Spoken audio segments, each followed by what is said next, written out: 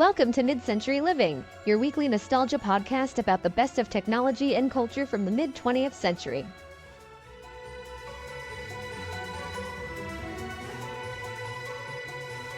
Welcome to episode 32 of Mid-Century Living, the show where we talk all about the best of the mid-20th century and how to add vintage vibes to your modern life. We're your hosts, Jackie and Gonzalo. Thank you for joining us today. Today we're talking about mid-century Streamliner Trains. Choo Choo! I've been waiting all week to say that. Actually, this episode was inspired by a list on allthat'sinteresting.com by Erin Kelly titled 29 Vintage Photos of the Unparalleled Glamour of Streamliner Trains, which we will, of course, link in our show notes. But first, Jackie, how was your week? My week was fine. Probably the most interesting thing that happened to me was being on the struggle bus at work on Friday because my computer totally bit the dust. And so I had to pivot in the middle of the day to another machine, which was a struggle. But it's apparently, I've been using that machine since 2016, so I guess it's had a long and fruitful life. But yeah. And I had to dissociate. So I had to spend most of my Friday running back and forth between my old machine and my new machine with an external hard drive and moving all my crap over. It was just hours of annoying. Tedious. Yeah, but I guess it's about that time. Yeah, 8 years is a long time for a computer. It is a long time for a computer, especially the way I work on computers, which is not the best computer etiquette. Yeah, I am known for not closing down my programs. Yes, I am the kind of crazy person who wants to save even just a half second at all times and try to work as fast as possible, and closing programs slows everything down. I just leave everything running all the time. I'm better about closing tabs on Google Chrome or whatever, but I leave all of my programs running on everything. I leave everything on, and I have 3 computers at work because I have my classroom computer and my coach's office computer and my laptop computer, and they are always all on at this the same PowerPoint or Word document, and I just always cross my fingers and hope that I don't accidentally I don't know. Okay, so I don't get how the cloud works, and let's face it. So I'll be working on a document on one computer, and then it is updating on the other one, but I'm always afraid that it doesn't, and then I start working on the other computer document, and I accidentally I guess use or save over an old version of the document, and I lose work, and I need to go back to paper and pencil. Yeah, that would be safer. But that's really cool. I only really work on my one machine. I don't bounce around like that. But that's a cool feature that it has. I've never tried that. Yeah. Gee, I'm boring. How was your week? More exciting than that? My week was good, yes. I have discovered that I absolutely must have, and by that I mean I don't need at all, but I really want. I've been constantly getting these Instagram ads for the Covings juicer. And I really want a juicer because they make it look so cool. How they just drop a whole apple in the thing and then you got apple juice. Do you drink a lot of juice? I don't drink a lot of juice, but I would if I had the machine, because I feel like it's no sugar added stuff. And also I've been eating, I eat apples every day. And now I now every time I eat an apple, I'm like, wow, this is really juicy. This would make really good juice if I had a juicer. Yeah, I thought there was a minute there where I was thinking that would be fun, to have a juicer and be able to juice weird fruits that are harder to find or expensive to buy, like carrot juice or grapefruit juice. But I don't think that I would enjoy cleaning a juicer, and that's really my barrier to entry. Did you know, speaking of carrots, this is totally editable out, but the inside of a carrot is different from the outside of a carrot. So if you cut the end of a carrot, the root end of the carrot or the plant end, and then you roll it and press really hard, you can get rid of the core.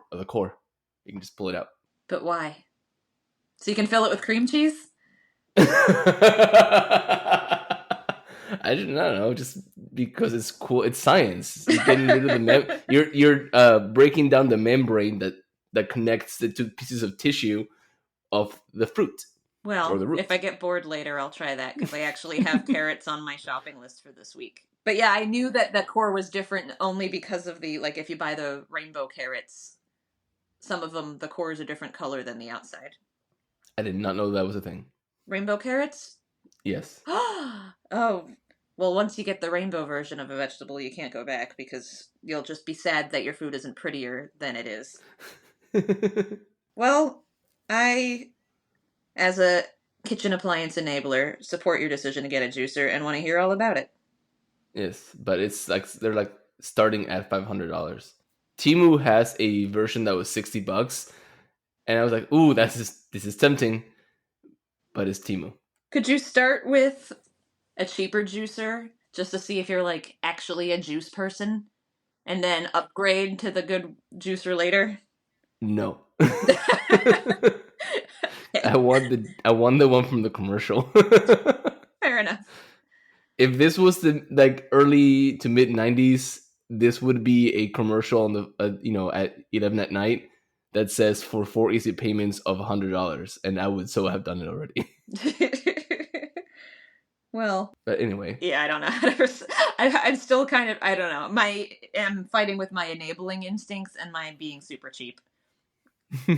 Like, I want you to get a juicer and tell me all about your juicing adventures, but I don't want you to spend $500 on a juicer.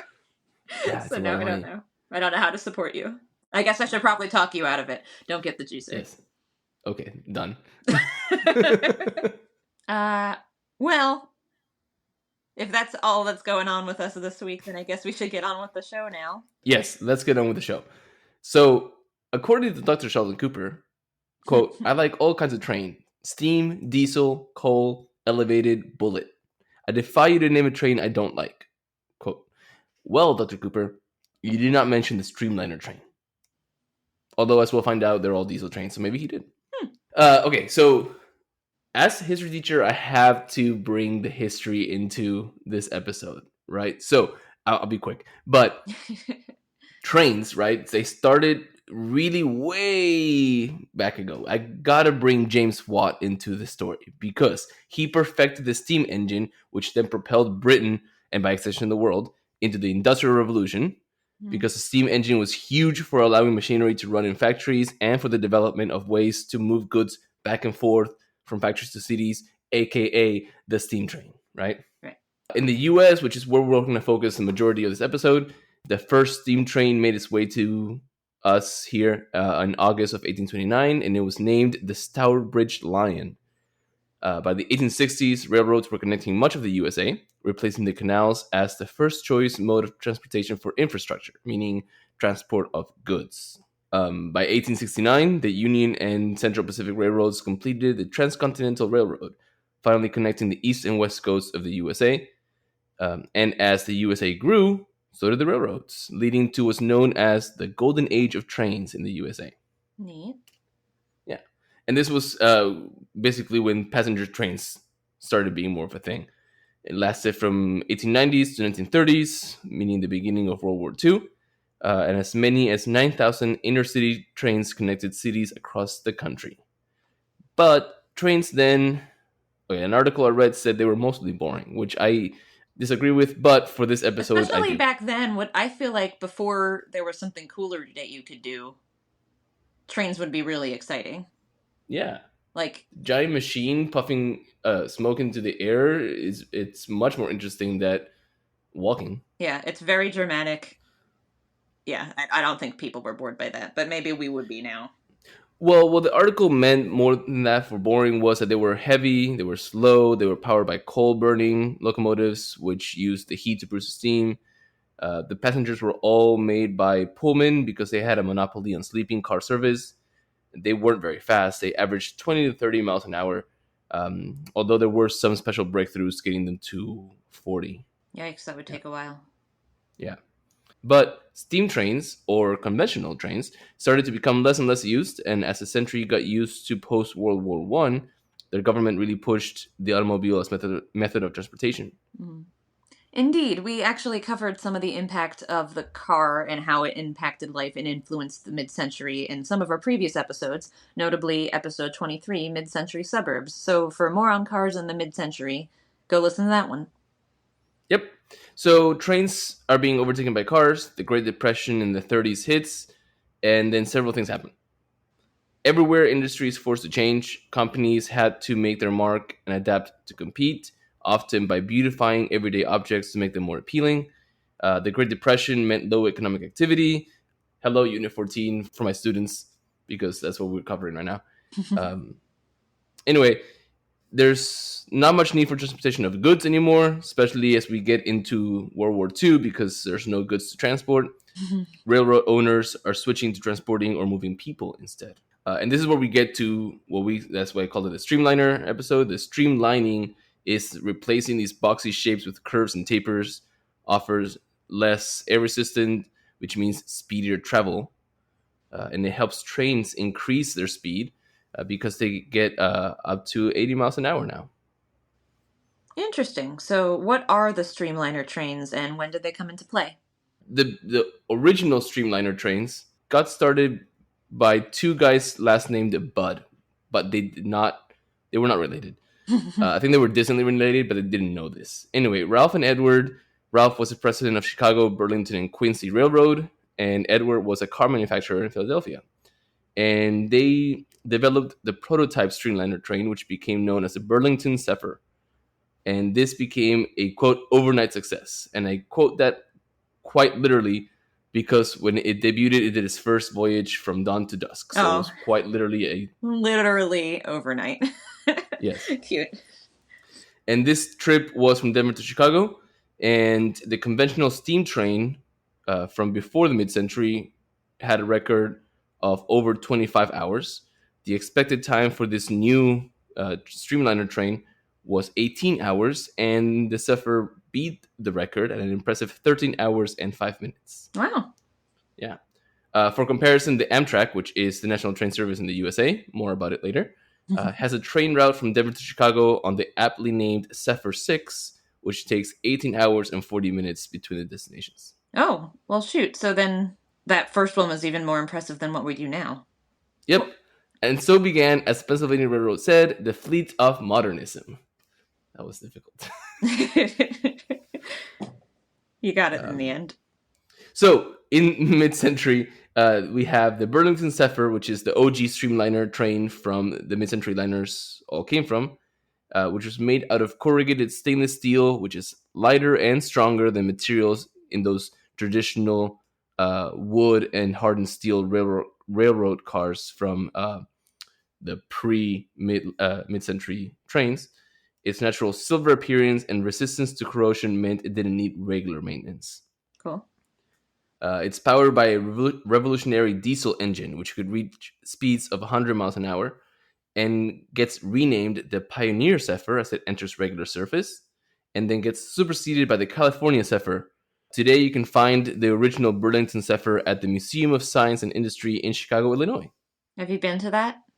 I have not, and I really want to. And I told my sister I'm going to go visit them this summer, and I'm going to go to the museum. Good. You should take some video, and we can put it on the Instagram. Yes, for sure. Another Streamliner that is similar to the Zephyr, but made by the Union Pacific Railroad, is actually entered service 2 months before the Zephyr. But unlike the Zephyr, this machine, the M10000, had a gasoline engine, which kept this engine at a slower speed, so around 40 to 60, more closely related to the conventional steam train. But both these trains drew a total crowd estimated at 15 million people when they first started showing up around the country. Wow. So how are these trains related to the mid-century? Well, during World War II, the Streamliner trains were responsible for quickly and efficiently transporting not only our troops around the country, but also all the materials responsible for building our arsenal of democracy, which is the huge drive to create all the required machines, airplanes, guns, all that stuff necessary for the USA's involvement in the war. It's also a book I've been reading called The Arsenal of Democracy, which explained all that. Neat. Yeah. Actually, these trains carried 90% of all defense freight and 97% of all troops. Oh, cool. But as the war ended, right, we entered what is called the Silver Age of trains in the USA, which is when the Streamliners really made their big push. All these trains were stunning on the outside, luxurious on the inside. The inside had cocktail lounges, restaurants, ostrodomes, and reclining seats. Wow. The core was generally also created for efficiency and comfort in mind. So indirect lighting, pale colors, cork tiles on the floor to absorb sound, that kind of stuff. And what about the food? Because we have to talk about food in our podcast. Well, they did not skimp out on the food. They had very elaborate menus.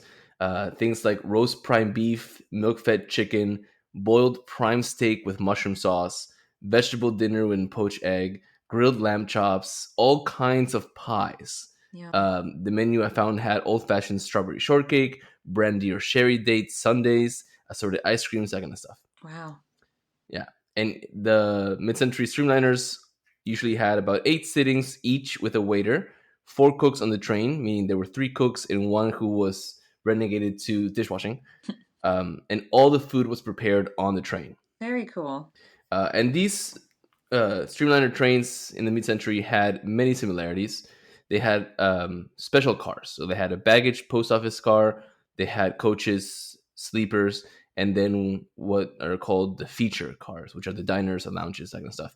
So, for example, the mid-century Empire Builder, which was a Great Northern Railway streamliner that started service in 1951, had 12 cars, which was 1 post office, 4 coaches, which is where the seats are, 4 sleepers, which are the berths, and then 3 feature cars. Lounges were usually located in observation cars. They had spacious windows and sections divided with seats and tables to resemble lounges or living rooms, that kind of stuff. And they were only open to passengers that had booked sleeper cars, not coach. Yeah. Dining cars usually had a lunch counter with seats, typical of a diner. The rest of the car featured lounge and dining room seats. And then there were these called domed cars. These were cars that had glass domed tops, obviously not domed. Architecturally speaking, they're actually a barrel vault because it's like a half cylinder placed on its side on top of the train car. And these cars had seats on an upper deck that extended about half the car, or lounges.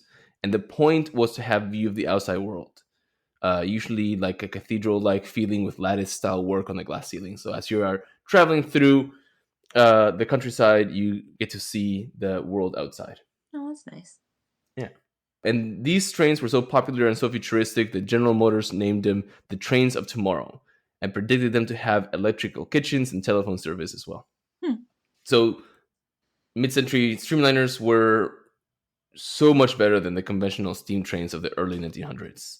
The streamliner trains, for example, the aluminum alloy 3-car M10000 weighed 85 tons compared to the conventional 10-car steam train that weighed 1,000 tons. Oh, wow. Yeah, fully loaded, the streamliner train with 100 plus passengers with 25,000 pounds of baggage and mail needed 500 horsepower to achieve 90 miles an hour. Conventional trains would have needed 4,500 horsepower to even attempt to reach that speed. Wow. The engines are lighter. The streamliners can travel 1,000 plus miles without stopping for water or refueling, which is about 12 times the distance that a steam train could. And even interior comfort was better. Standard China service on a conventional train could weigh 530 pounds, but the new crockery for streamliners weighed just under 190. All these designs came at a cost. For example, the Super Chiefs, which were the trains of the Santa Fe Railway, a competitor to the Union Pacific, which did the M10000, their service from LA to Chicago in first class cost $115 in 1953. Which, if we adjust for inflation today, costs about $1,200. Yikes. Yes. The service today, so there is a train between those two cities. You can take the Amtrak Southwest Chief. One coach class seat is priced at about $180. Business class, I could not find tickets on, so it's not offered. Okay. But you can get private rooms. And these would not be equivalent to the mid-century first class, but pretty much as close as we can get. So Amtrak offers roomettes, bedrooms, and family rooms. So the roomette, depending on when you book it, it could be between $750 to over $1,000. And these fit 2 adults with access to a restroom and a shower somewhere in the car you're assigned. It's like a communal bathroom. You can get a bedroom compartment, which is almost $2,000 to about $2,500. Seats up to 2 adults, twice the size of the roomette, but has an in-room sink, restroom, and shower. And then you can get the family room, which is between $1,800 and $2,200, and that sits 2 adults, 2 children, and spans the entire width of the car with access to a restroom, shower in the car you are assigned. Wow. Yeah. Well, so it kind of held its value and still expensive as heck to travel by train. Yes. But it's still an experience. I mean, all these compartments that I'm talking about have seating by day, and then they have upper and lower berths by night, which the rooms are prepared for you. The complimentary meals in the dining car, and first class attendant, lounge access, and priority boarding. So they're still similar to the mid-century streamliners of the 1950s and 60s. So I guess that is kind of a good transition into trains today, but so how come these amazing trains aren't all over the country now? I know. I wish we had more train service. Like from where I live, I can take the train in 2 directions only. I can go east to New Orleans or west to San Antonio, and that's it. So, streamliners, and indeed any form of transportation in the US that's not airplanes or cars, suffered greatly as those 2 industries took over. In 1951, the Interstate Commerce Commission implemented regulations that restricted most trains to speeds under 80 miles an hour, unless they had an automatic stop or train controls. Hmm. These are controls the train or the tracks can have to slow down the train in case of an issue. Sure. But unfortunately, this minimized one of the few advantages that trains had over the cars, aka speed. Mm-hmm. Railroads were also hit by higher property taxes and union problems. Between 1946 and 1965, passenger volume on trains dropped from 790 million to just 298 million. In 1954, we had about 2,500 intercity trains. By 1969, we had less than 500. Wow. I know, that's a big drop. In a pretty short time, too. Yes. Today, Amtrak operates more than 300. By 2026, Amtrak will be debuting more trains. A total of 73 have been ordered, and there are plans for more to be ordered. That's good. Final blow to the Streamliner trains came in the 1960s when the USA stopped railroad post offices. You ever heard of railroad post offices? No, I have not. Okay, so the railroad post office was a cart within the train where post office workers would be sorting the mail as the train moved. So the idea here is to make the post office more efficient by using the time that it would take to move mail from point A to point B, and using that time to sort sort the mail. That makes sense. And with this, we have also entered into the Bronze Age of train travel. So roughly after 1971, when Amtrak took over most of the nation's passenger trains, some streamliner trains kept going until the early 1980s, like the Southern and Rio Grande railroads. But by 1983, all were taken over by Amtrak. And for those of you living outside of the US, Amtrak is a government corporation created by Congress in 1970 under the Rail Passenger Service Act. And it was a response to stagnation in the Pennsylvania Railroad, which had become the main operator of passenger railway. And Amtrak today uses what's called the General Electric Genesis, a series of diesel locomotives. While they no longer look like streamliners of the mid-century, the diesel engines of the current trains are a direct callback to the streamliners of the mid-century. Another big influence of the streamliners is what we called, in the US, we call them the bullet trains, which are really a network of high-speed railways in Japan. Japan knows them as the Shinkansen, which I hope I pronounced correctly. And these are electrical multiple units, so EMUs. And they are inspired by the Streamliner's Streamliner for aerodynamics. These trains offer fast acceleration and deceleration, reduce damage to the track because they're actually lighter than the Streamliners. Cool. Yeah. And early electric, quote, bullet trains, we can actually trace them back to post-World War II, so they kind of deserve their own episode. Ooh, okay, that'd be fun. So, well, I think it'd be fun, but listeners, if you want us to cover it in a future episode, drop us a DM. Yeah. And these high-speed trains also found all over Europe, connecting countries such as France, Germany, Spain, and the UK.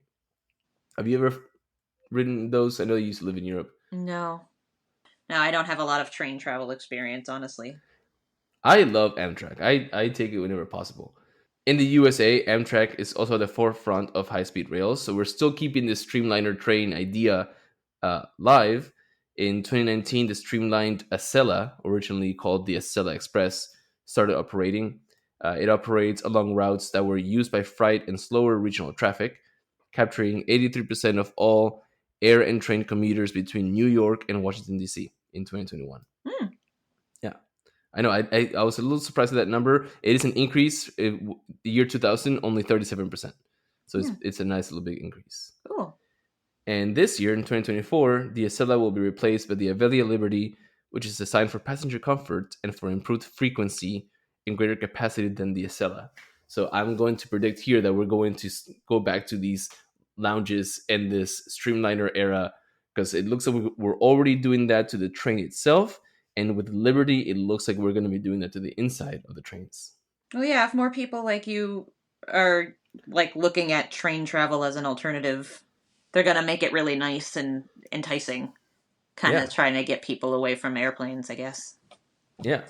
Though that all sounds kind of cool and modern, if you want a mid-century modern kind of train travel experience, there are, and we've done some research on this, but not a ton, but there are 1940s inspired trips along the Hudson River that happen a couple times a year. There's this company called the Hudson River Rail, which offers rides on restored railroad cars from 1948, and it has some trips from just New York City to Albany, and then it's got even some overnight trips. I really want to do these. So let me see what year this article. So in 2023, they did a Valentine's Day special, which involved a tasting menu and wine pairings, which were $299 to $399 for first class service. And they also had overnight journeys from New York to Chicago, which were $2,500 a person. But so they have a whole bunch of different trips. I guess they do it all year round, and it looks like people get really into it and they dress the part. So it's pretty cool because it's restored and running on the same track. So you're looking out the very same windows and like at the same view that people in 1948 were looking at when the train ran the first time. So that is cool. It sounds really cool. And I know they have similar ones. If anyone has any memories or has any been on one of these or one of the international ones, I know they have some in London. Like there's places in Europe that do like themed train rides as well. So you can still ride on the Orient Express. Do people dress up? I don't know if people dress up, but it's to me it's prohibitively expensive. But I mean, how cool is that? Like, it's really still the same track, the same route that the original Orient Express used. Sounds like these trains in the USA, the Hudson Railway, uses the same tracks, which is kind of cool. The train that I've seen is the 21st Century Limited, which is one of the one that people dress up for. I don't know. I think it'd be really cool to experience it. Yeah, I think it would be super cool. But now that we've caught up to the present and that we have outlined our dream vacations, I think it's time for our etiquette segment. Jackie, what do we have today? So I know we don't always try to make the etiquette matchy-matchy, but Amy Vanderbilt did happen to have a chapter on train etiquette. So I went ahead and pulled that. So if we ever do one of those 1940s train rides, this will be super handy because we're going to be correcting everyone, aren't we? Yes, we are, because we're going to know all about the etiquette and all of that. But anyway, so I included this vocabulary because when I was reading this, she just uses freely the words berth and Pullman, which you mentioned in passing in the main segment. But berth is a built-in bed or a bunk, and Pullman is a sleeper car. But I kind of paraphrased and tried to change things to beds. But I probably left a lot of the word berth in there, so like that's what I mean. It's berth with an E. But anyway, yes. Just for other noobs like me, if anyone's listening who isn't super learned in train lingo. But anyway, so baggage etiquette. Amy Vanderbilt recommends that when traveling by train, you should take as little baggage as possible because storage space is limited. And when much luggage is necessary for a trip, part of it should be sent ahead by express or else shipped through in the baggage car. You shouldn't be carrying giant suitcases with you. Seating etiquette. So the occupant of a lower berth is entitled to the forward seat of the Pullman section. So I'm guessing what that means is that the lower berth, I'm guessing that means the bottom bunk. Yeah, lower berth is bottom bunk. That's the preferred bunk, and so you get the preferred seating where you're facing forward on the train. But it is courteous of anyone occupying the preferred place to sit to share it with the passenger riding backwards. So that's because the forward-facing seat on a Pullman car or in any train cars are the lower berth. So if you don't have that seat, it's like someone else is sitting in your bed, and then when it's time for bed, they go and move to their own bed, and you're like, well, you've been sitting in my bed all day. Right. Though it is considered apparently courteous for anyone occupying this preferred place to offer to share it with the passenger riding backwards. I think I said that already. If the occupant of the lower is a gentleman, he usually cedes the seat during the daytime to a lady if she is the occupant with the less desirable seat. If he wishes, he may even offer to take the upper berth at night, especially if she is elderly, pregnant, or ill, but of course, having bought the preferred lower, he is in no way actually obliged to give it up, especially if the other passenger is reasonably young and healthy. An elderly or infirm man, of course, might be offered the lower berth, and an upper berth passenger should always be sound and spry enough to negotiate the latter. Which brings us to etiquette on the use of the ladder. So passengers occupying the upper berth must ring for the porter when they need the ladder. They are not permitted to put it in place themselves. Before going to bed, the occupant of an upper should wash and be prepared to stay in his berth once he has been assisted into it. So be ready before you call the porter. Yes. So occupying a section, occupants of a section consult each other as to when the beds are to be made up for the night. So usually, apparently, the porter likes to complete, quote, the work of bed making, which I just thought was funny, I don't know, by 10:30 the latest, so he makes the beds in the order he has requested. So to stay out of his way while he works, those who wish to retire late usually go into the observation car until they're ready for bed. Yeah. Dressing and undressing, so attached to the curtains of each berth are hangers for clothes, and a hammock rat for hats, shoes, bags, etc., which is put in place after the berths are made up. But therefore you can dress and undress completely in your berth after preparing for the night in the dressing room. This I thought was funny for the next day. So women who, quote, prefer to cope with their girdles and to put on their dresses or suits after washing and making up in the morning should, quote, again, make the trek to the dressing room, unquote, in a dark robe. But you must make sure that you've combed your hair, if not fully done your hair, before leaving the berth so that you don't roll out of bed and walk to the dressing room, I guess, in front of everybody. The audacity. Yeah, I know. So I guess the idea is you, put your robe on over your pajamas and do your hair. Then you walk in your robe to the dressing room, and then you get ready in there. A toilet kit or bag to use in the dressing room is necessary, and the dressing room etiquette is that you occupy a minimum of shelf space and complete your routine as speedily as possible, unless most of the other passengers have already dressed. Oh, okay. So, but roomettes and other larger compartments, roomettes are designed so the passenger can operate the berth himself. So the bed's made up and it's out of sight in the walls, and a lever lowers it into place, but as it occupies the full length of the roomette once it's down, you have to make sure that you do all your washing and undressing before you pull the bed down. Beds in this compartment are made up by the porter when he is summoned for the purpose. Occupants of roomettes or compartments may have their meals served in privacy if they wish, but other occupants of Pullman and parlor car seats should go to the diner or the observation car for refreshment. Diner car etiquette. You can go at any time during normal service of meals. You should always take your ticket with you, and a lady alone should also take something to read, she mentions. You're supposed to wait at the door until you're seated, and on a long trip, dining car occupants usually greet each other when they're seated vis-a-vis, which I'm guessing means you're sharing a table and staring at a stranger. And you may carry on conversation if you wish, but on a trip requiring but one or perhaps two meals in a diner table, table mates rarely speak. And she says that you could see also her chapter on speaking to strangers, which sounds super fun, so I'm going to look that up later. We have to cover that one day. Yeah, because I'm real bad at speaking to... Well, I'm not bad at speaking to strangers, I'm weird at speaking to strangers, so, I would love to get some etiquette tips on that. Also, apparently you're not supposed to linger in the dining car after you're done eating, even if you're among the last table seated, because even if no one else is waiting to be seated, the dining car crew is waiting on you so they can clean. So get out of there. Even back in 1950, this was 1957 or 1951? 57. 57. So even back then, she says that you should tip the dining car steward 15% of the bill, which in 1957 money was never less than a quarter per person if a meal has been served. And the observation car steward who has served drinks is also tipped 15% of the total bar bill, but not less than a quarter. And in general train manners, occupants of private quarters may play portable radios with the door closed, have gatherings of friends, serve drinks, and smoke. But Pullman and parlor car occupants must maintain quiet, speak in low tones so as to not disturb others, drink and smoke only in the areas set aside for the purpose. They keep their belongings in the space they occupy and do not litter the floor with papers or food. And also, passengers on long trips who descend at stops to walk on the platform must conduct themselves inconspicuously and return at the conductor's first warning. Cool. So, you've been on trains. Do you still do some of this? Does this sound like etiquette that could apply to modern train travel?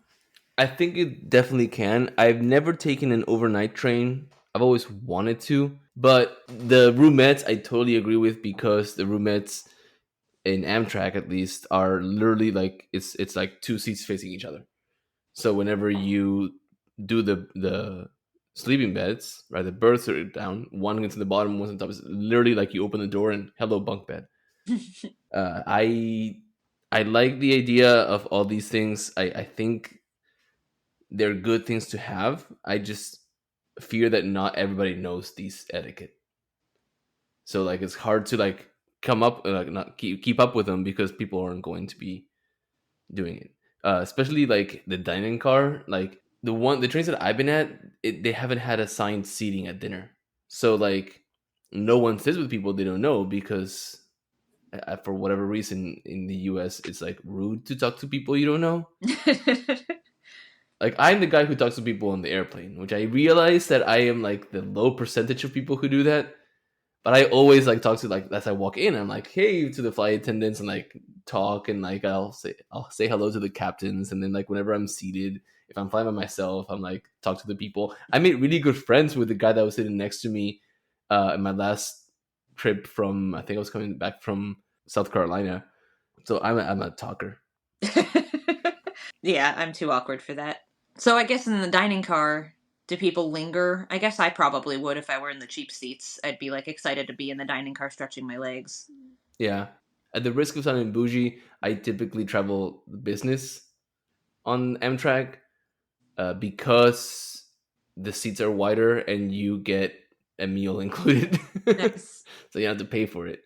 Yeah, I mean, I guess you are paying for it because you're paying for a higher ticket cost. Right, yeah. But I don't know.